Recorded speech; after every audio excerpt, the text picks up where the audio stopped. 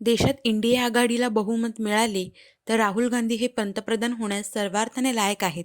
तसेच राज्यात महाविकास आघाडी किमान 38 जागांवर विजय संपादन करेल असा विश्वास प्रसिद्ध विधिज्ञ आणि भारतीय संविधानाचे अभ्यासक ॲडव्होकेट असीम सरोदे यांनी महाडच्या डॉक्टर बाबासाहेब आंबेडकर सभागृहात पत्रकारांशी संवाद साधताना व्यक्त केला.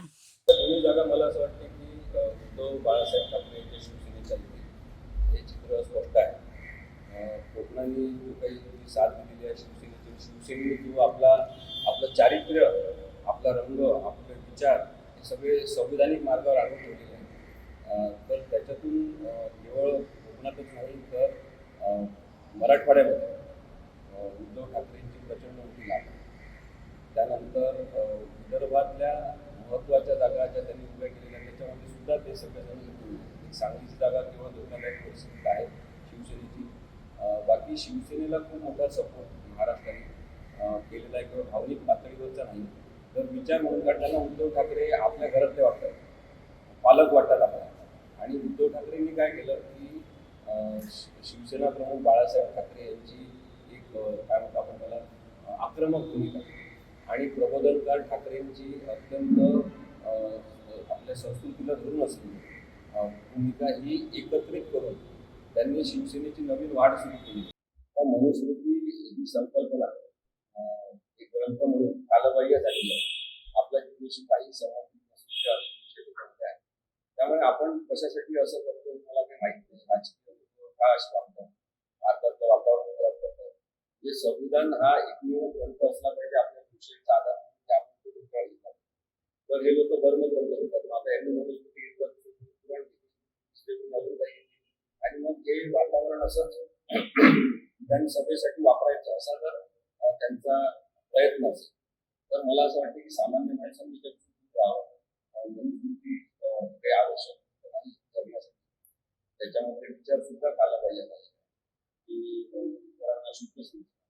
यांना पायाची या विचारांना कसं काय आपण शालेय शिक्षण, धार्मिक शिक्षण हे वेगळं असलं पाहिजे. धार्मिक शिक्षण प्रचार प्रसार करण्याचं आपण आपली संविधान प्रत्येक धर्माला देतो, पण ते शाळेत आणू नये असं नाही. त्यामुळे व्यक्तिगत अधिकारा धर्माचा प्रत्येकाने पाळावा. माणूस या धर्म संविधान विश्वास असेल तर चांगल्या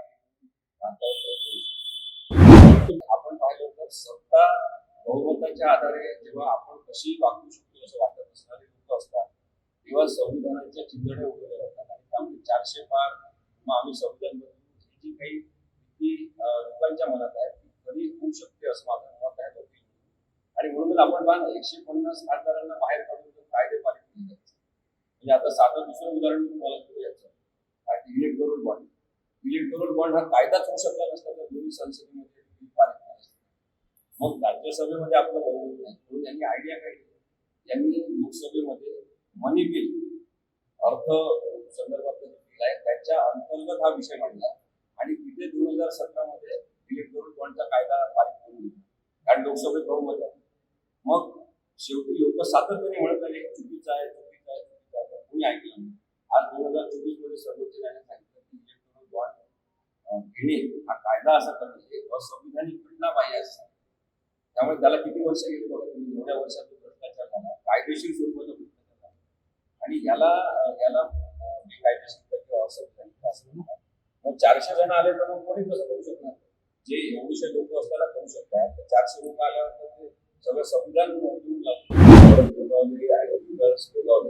यांनी जी काही प्रवृत्ती युद्ध प्रवृत्ती दाखवली आहे ती चुकीची आहे. म्हणजे महाराष्ट्रात सगळीकडे जी काही सुरू झालेलं आहे की जे सत्तास्थानी असतील त्यांनी पोलिसांचा गैरवापर करायचा, जे सत्तास्थानी असतील त्यांनी इतरांना आरोपी करून तडीपार करून टाकायचं, विरोधक संपून टाकायचे, विरोधी मत संपून टाकायचं. हे काही महाडमधल्या कोणत्याही व्यक्तीने करावं असं नाही कारण इथे 14 वेळाचं सरकारला बाबासाहेब आंबेडकरांचा झालेला आहे. तर जी विरोधी संकल्पना संविधानातली आहे. प्रत्येकाला आपलं मत मांडण्याचं स्वातंत्र्य आहे. इतरांनी चुकीचं काहीतरी मत मांडलं असेल तर तुम्हाला न पडणारं मत मांडलं असेल म्हणून तुम्ही दहशत निर्माण करायची, त्यांच्या गोळीबार करायचा आणि पोलिसांनी अहवाल सादर करायचे स्वरूपाचे की त्यांनी काही गुन्हा